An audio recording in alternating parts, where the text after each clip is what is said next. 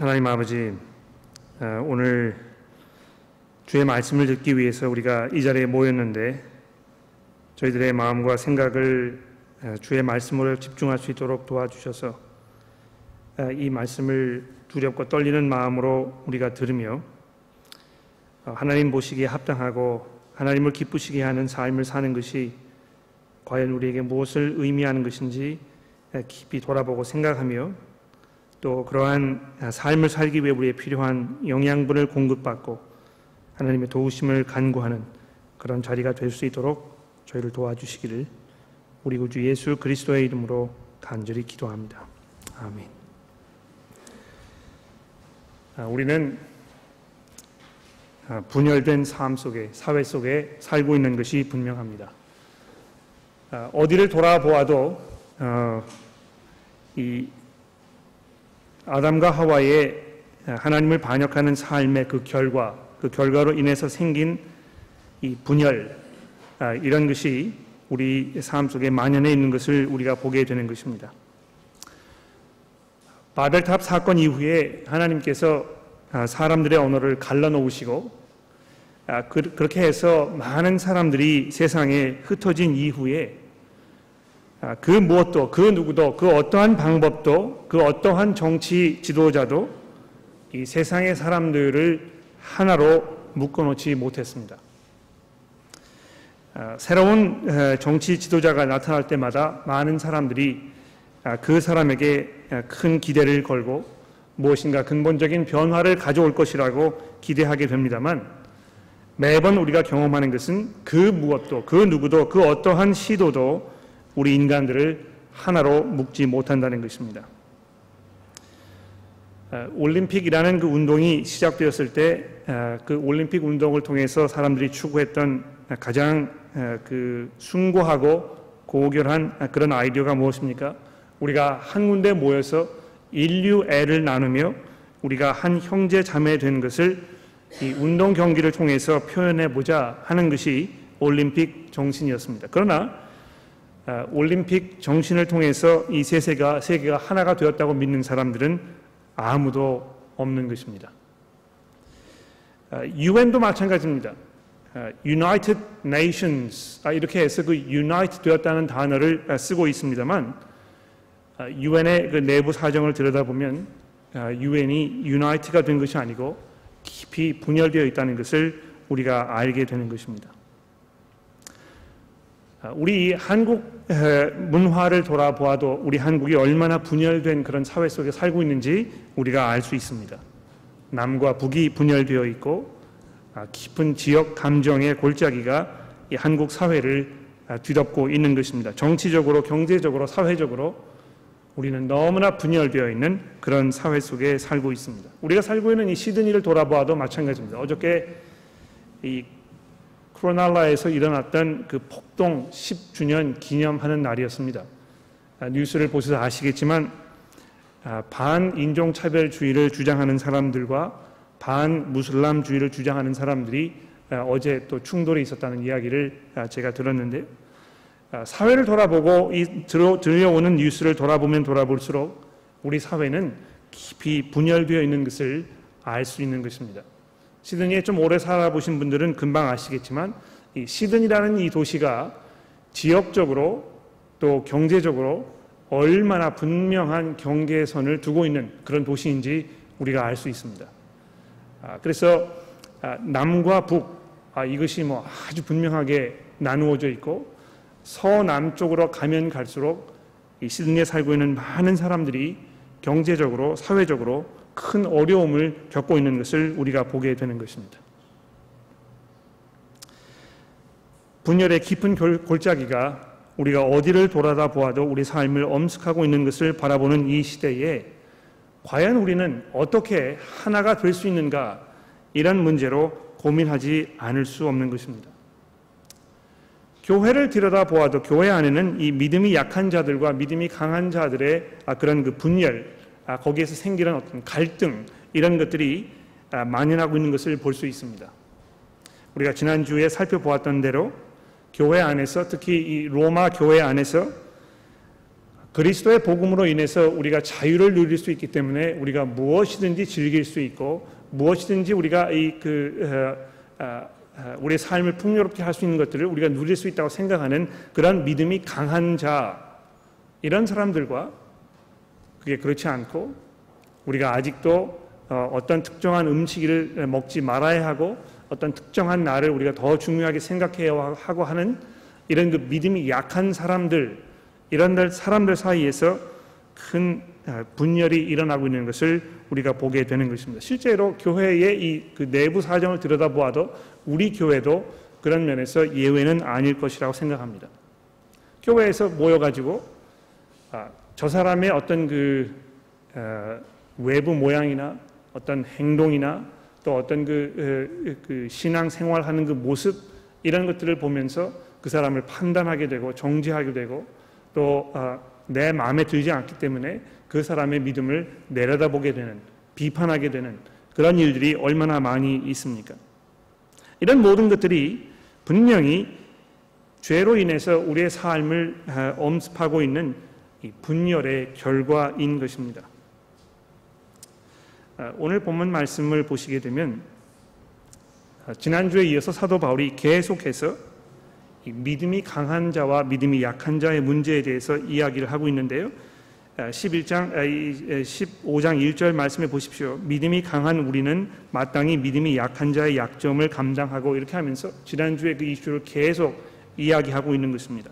제가 지난주에 말씀을 드렸습니다만 여기 믿음이 강한 사람이라는 것은 이 금욕적인 생활을 하고 또 절제하고 될 수 있는 대로 술과 뭐 이런 걸 멀리하게 되고 또 어떤 특정한 날을 정말 중요하게 생각하고 하는, 우리가 일반적으로 생각하기에 경건한 삶을 사는 것이라고 이렇게 우리가 생각이 될 수 있는데, 오히려 사도 바울은 그러한 분들이 믿음이 약한 분들이라고 이렇게 이야기를 지금 하고 있는 것입니다. 복음의 이 자유, 이것을 충분히 이해하지 못하기 때문에 아직도 우리가 어떤 그 규례와 율례에 얽매여서 살 수밖에 없다고 생각하는 이런 사람들 향해서 믿음이 약한 사람이라고 이야기를 하고 있는데요. 오늘 15장의 내용을 좀 더 깊이 읽어보기 시작하면 결국 사도 바울이 지금 이 믿음이 강한 사람과 믿음이 약한 사람의 이유를 이야기하는 것은 유대인들과 이방인 그리스도인들 사이에 존재했던 이 분열의 문제 때문에 그런 것을 우리가 알 수 있습니다. 이방인으로서 예수 그리스도의 복음을 받아들이고 이해하게 되었기 때문에 어떤 구약 성경의 이 율법이라든지 이런 것에 깊은 얽매임을 받지 않았던 이런 사람들이 우리가 그리스도 안에서 얼마나 자유로운가, 얼마나 하나님의 은혜가 우리에게 풍성한가, 우리가 더 이상 어떤 그런 법을 지키지 않아도 하나님의 은혜로 예수 그리스도 안에서 하나님께 용서를 받을 수 있다고 이런 그 복음의 진리를 깨달았던 이방인들이 유대인 그리스도인들, 이들을 바라보면서 신앙 양심이 아직 바로 서 있지 않고 약하고 나약하고 복음의 이 은혜를 충분히 이해하지 못해서 아직도 흔들리고 있는 이런 것을 보이고 있다고 이렇게 평가절하하는 그런 상황 속에서, 또 유대인 그리스도인들은 이방인 그리스도인들을 바라보면서 신랄하게 그들을 비판하는 것입니다. 어떻게 저렇게 살 수 있느냐고. 좀 더 우리가 경건하게 살려면 이런 거 먹지 말아야 하고 저런 날을 중요하게 여겨야 한다고 생각하는 그런 삶을 살면서 그렇게 하지 않는 사람들을 바라보면서 그들을 비판하는 이런 일들이 교회 안에 깊은 이 분열의 골짜기를 만들어 놓았다는 것이죠. 자, 그런데 그런 이슈를 지금 다루면서 사도 바울이 우리에게 무엇을 생각하라고 말씀하고 있습니까? 3절 말씀해 보십시오. 그리스도께서도 자기를 기쁘게 하지 아니하셨나니 기록된 바 주를 비방하는 자들의 비방이 내게 미쳤나이다 함과 같으니라. 이렇게 하면서 이 시편 69편 9절의 말씀을 사도 바울이 인용을 하고 있습니다. 이 시편 69편에 보면 하나님의 왕이, 하나님께서 세우신 그 왕, 메시아를 말하는 것이죠.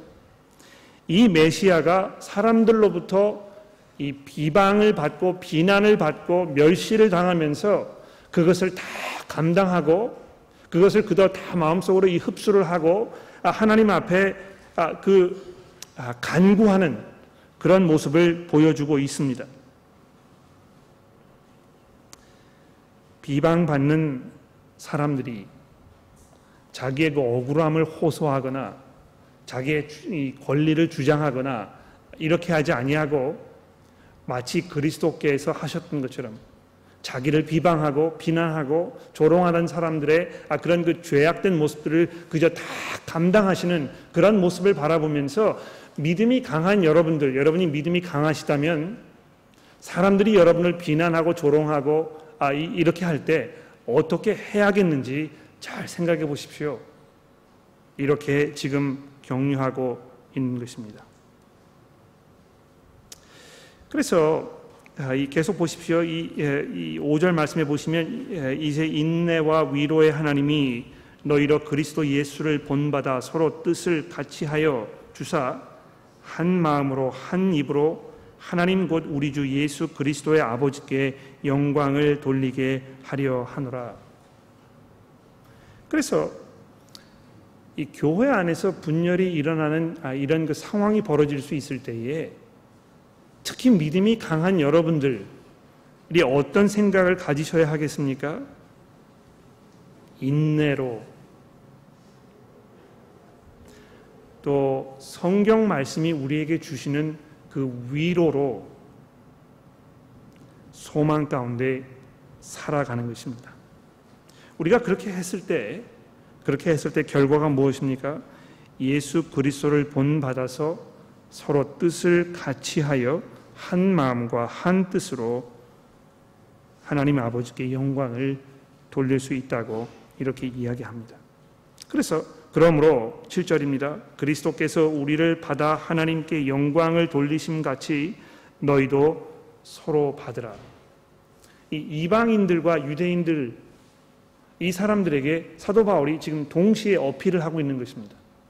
그리스도께서 믿음이 강하셨지만 그 강하신 분께서 사람들의 공격을 받고 비난을 받으시면서도 그것을 다 감당하고 감수하시면서 모든 사람들로 하여금 하나님께 온전히 드려지는 제사로 받아들일 수 있도록 하셨던 것처럼 여러분들도 서로 용납하십시오. 이렇게 권면하고 있는 것입니다. 계속해서 8절 말씀해 보십시오. 내가 말하노니 그리스도께서 하나님의 진실을 위하여 할례의 추종자가 되셨으니 이는 조상에게 주신 약속들을 견고하게 하시려고. 자, 이렇게 되어 있는데요. 이 개역 개정 성경이 이제 가끔 본문 원래 그 히라보 성경의 내용보다 내용을 조금 더 어렵게 이렇게 번역해 가는 경우가 있습니다. 이 8절 말씀이 이제 그런 경우에 하나가 되겠는데, 이 할례의 추종자라는 단어를 쓰면서 이 추종자라는 말이 도대체 무슨 말인가? 뭘 추종한다 이제 그러면 그걸 따라간다는 이야기, 그거를 뭐 이렇게 오히려 지지한다는 그런 그 의미를 갖고 있다고 생각이 되는데요.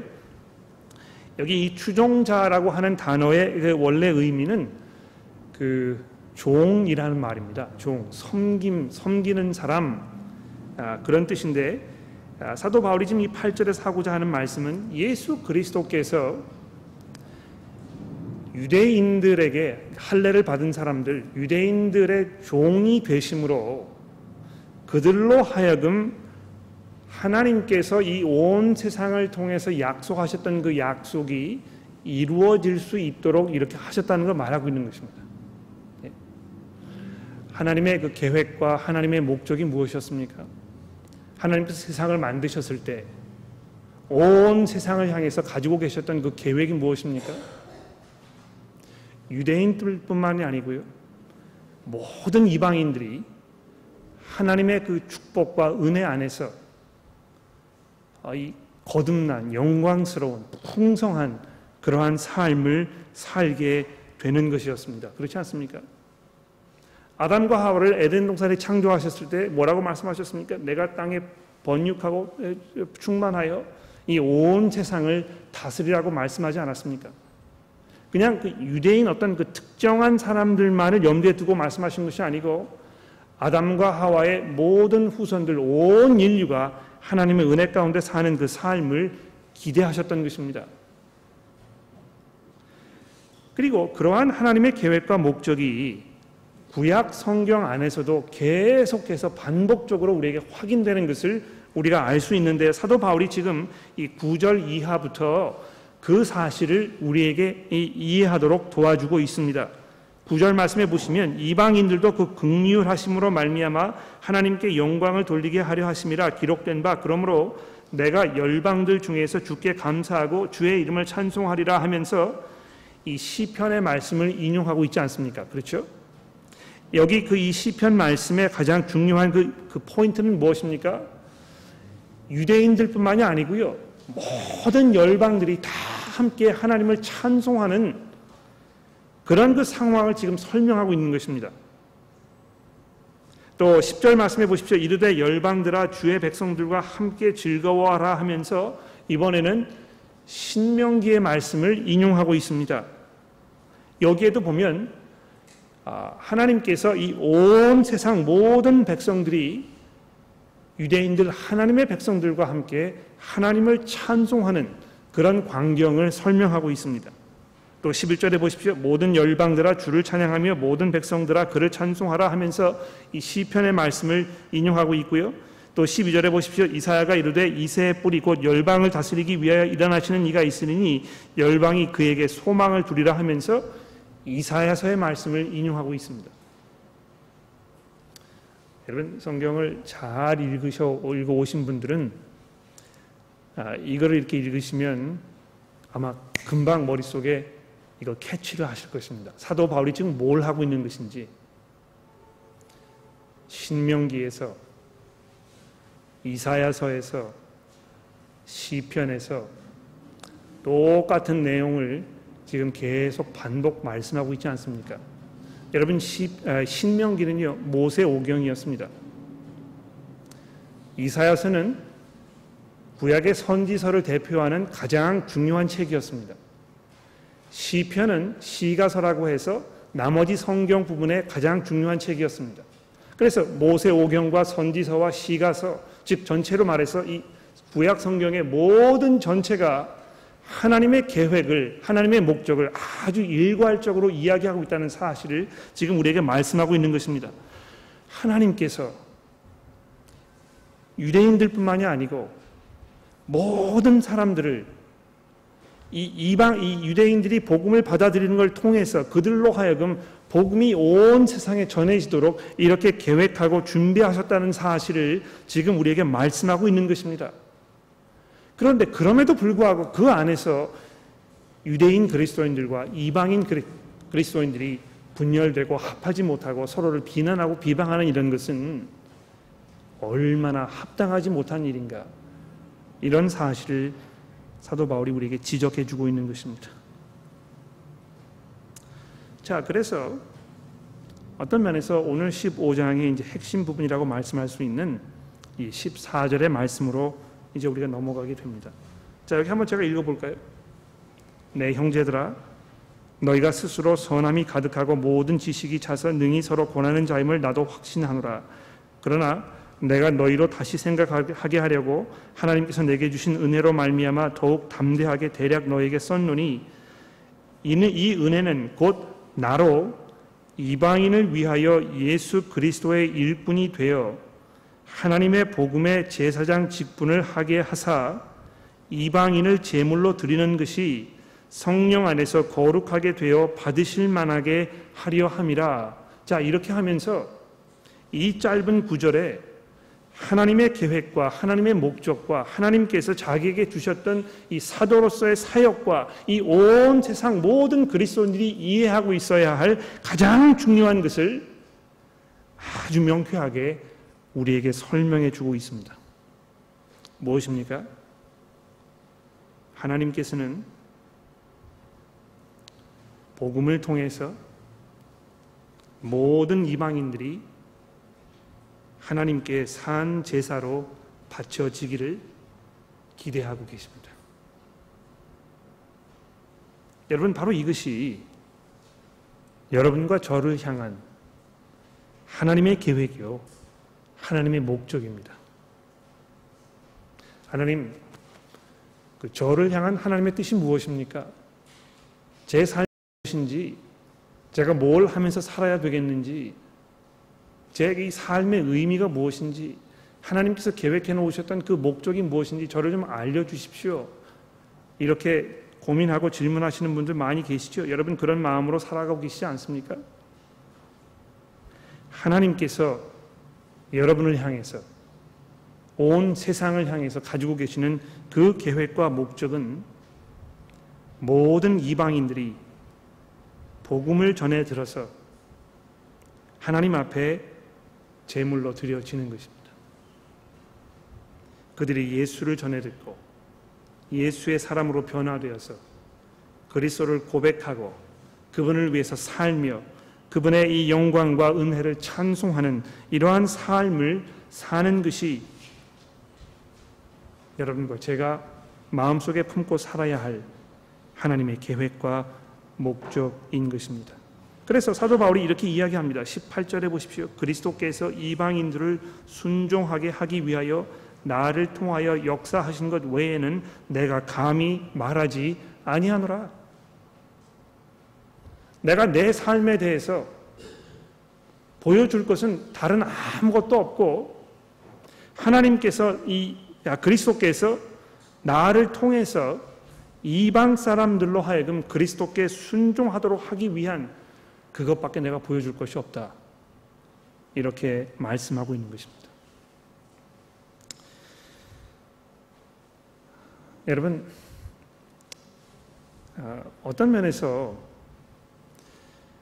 이것은 너무 피상적이고 나와는 동떨어진 일인 것처럼 이렇게 우리가 생각될 수 있습니다. 그저 이런 이야기는 교회에 오면 1시간 듣고 집에 돌아가는 것으로 이렇게 생각하게 되는 경우가 참 많습니다. 그냥 우리는 우리 나름대로의 삶의 목적과 계획이 딱 정해져 있습니다. 나는 지금 이러한 일을 할 것이고, 내가 몇 살에는 이렇게 돼가지고 몇 살에 은퇴하게 되면 은퇴한 후에는 나는 이러한 삶을 살 것이다. 계획이 다 세워져 있는 것입니다. 지금 저희 교회에 이제 40대, 50대 분들이 줄을 이루고 있고, 이제 이미 60대가 되셔서 은퇴를 바라보시는 분도 계시고, 막 은퇴하신 분도 계시고, 이미 은퇴의 삶을 살고 계시는 분들도 계실 것입니다. 어떤 면에서 이 은퇴한다는 이것, 그리고 그 후에 어떤 삶을 살 것인가가 우리 모든 사람들의 가장 핵심적이고 중요한 삶의 목적이요 목표라고 이렇게 생각되는 것이 그게 너무 이렇게 틀린 이야기가 아니라고 생각합니다. 그러나 여러분이 은퇴하시게 되면 내가 은퇴한 후에 내가 주의 복음을 위해서 더 열심히 살 것이다. 이렇게 이야기해 보신 적이 있습니까? 내 지금의 삶이 복음을 위한 삶이고, 은퇴를 하게 되면 더 시간이 많이 남기 때문에 나는 그 삶을 그리스도의 복음을 위해서 바칠 것이라고 이렇게 생각해 보신 분들이 계십니까? 사도 바울의 이야기를 들어보십시오. 그리스도께서 이방인들을 순종하게 하기 위하여 나를 통하여 역사하신 것 외에는 내가 감히 말하지 아니하노라.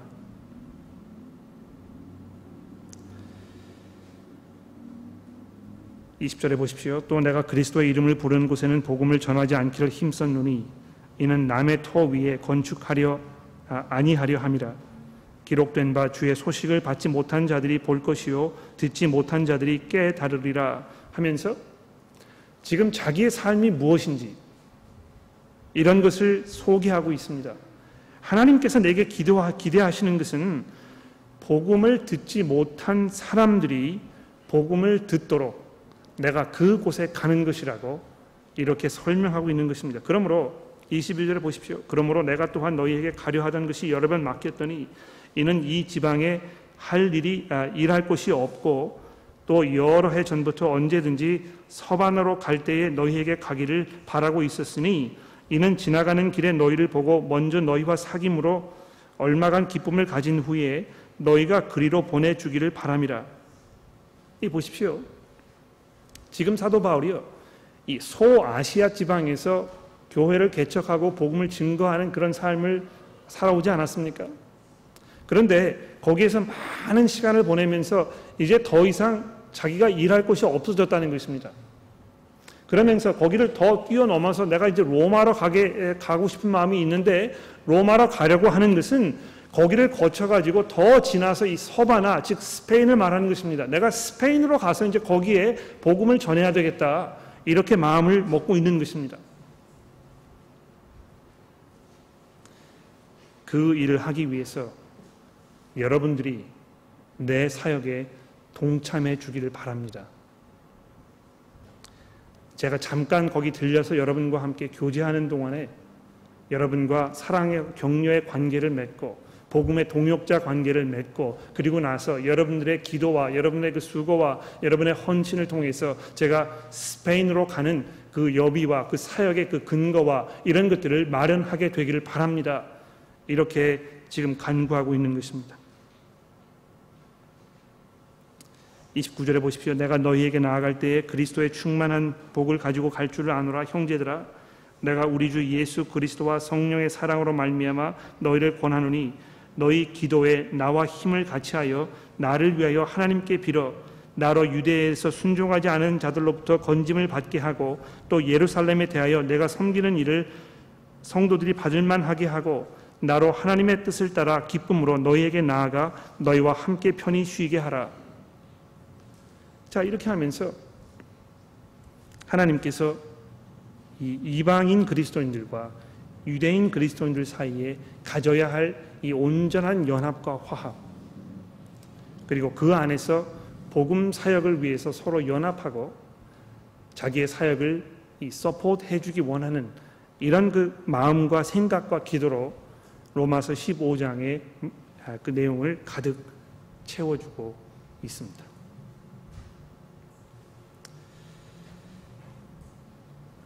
성도 여러분, 켈리 니콜라스 선교사님께서 일본에 가서 사역을 하고 계시지 않습니까? 우리는 그 CMS 선교 단체에 일부러 일본에서 사역하는 선교사님 우리가 지원하게 해달라고 이렇게 기도했습니다. 요구를 한 것입니다. 왜 그래야 하겠습니까? 그분이 일본에서 사역하시는 분이기 때문에 더 그렇습니다. 여러분도 아시다시피 일본과 우리 한국은 역사적으로 많은 원한이 서로 맺혀 있는 그런 나라이고, 우리가 만날 때마다 그 관계가 불편하고 서로 화합할 수 없는, 화합하기가 도저히 불가능하다고 생각되는 그런 역사적 짐을 우리가 지고 있습니다.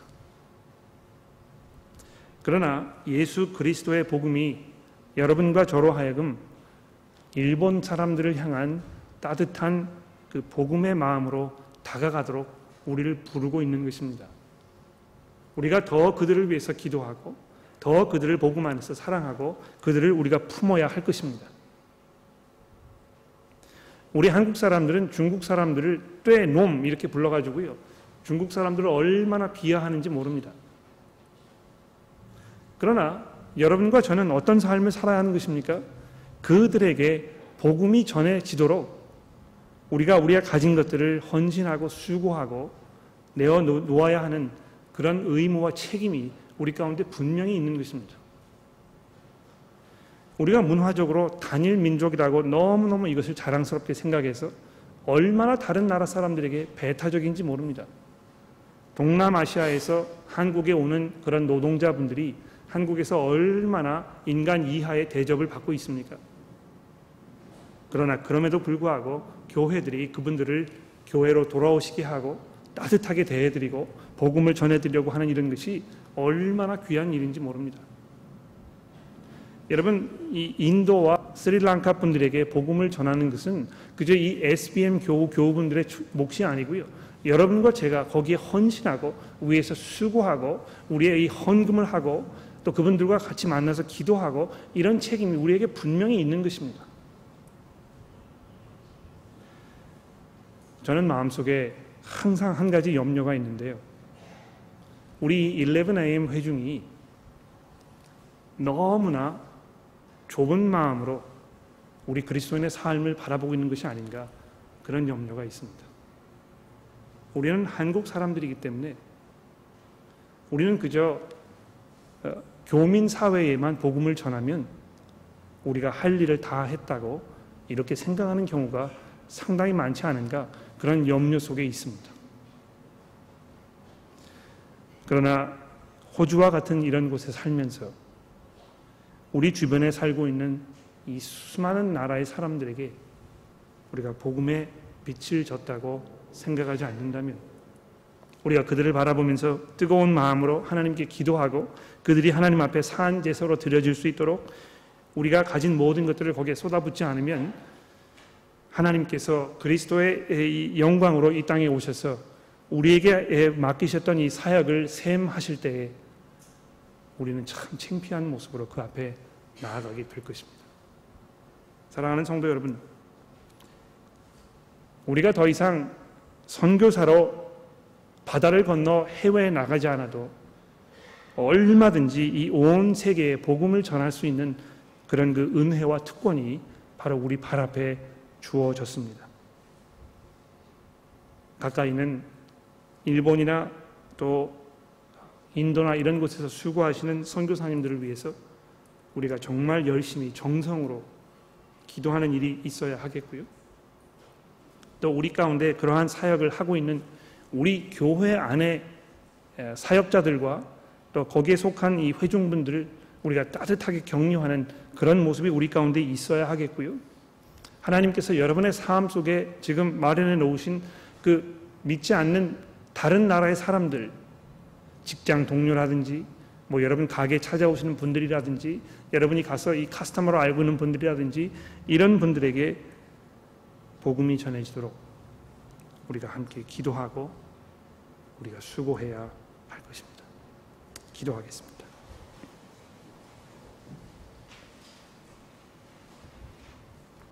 하나님 아버지, 하나님의 복음의 그 오묘함과 하나님의 그 사랑의 경륜을 우리가 이 시간 기억합니다. 죄인이었던 우리들을 그냥 내버려 두지 아니하시고 그리스도를 통해서 하나님과 화해하며 용서받고 거듭나게 하셨으니, 하나님 그러한 하나님의 은혜와 사랑을 저희가 대수롭지 않게 가볍게 여기지 않게 하시고, 그런 놀라운 하나님의 은혜가 우리 주변에 있는 다른 사람들에게 선포되고 그들도 그 은혜 가운데 들어가는 그런 놀라운 기적이 일어나도록 저희를 하나님의 도구로 사용하여 주시기를 간절히 기도합니다. 하나님, 저희들의 마음이 냉랭합니까? 저희들의 마음이 다른 곳에 집중되어 있어서 도무지 복음 전하는 일을 내 삶의 목표로 생각하기가 불가능한 상황에 있습니까? 하나님, 저희를 용서하여 주시고 저희들의 마음 가운데 그들을 깊이 사랑하며 복음을 들고 그들을 찾아갈 수 있는 그런 마음의 열정과 하나님의 사랑을 저희 가운데 부어주시기를 우리 구주 예수 그리스도의 이름으로 간절히 기도합니다.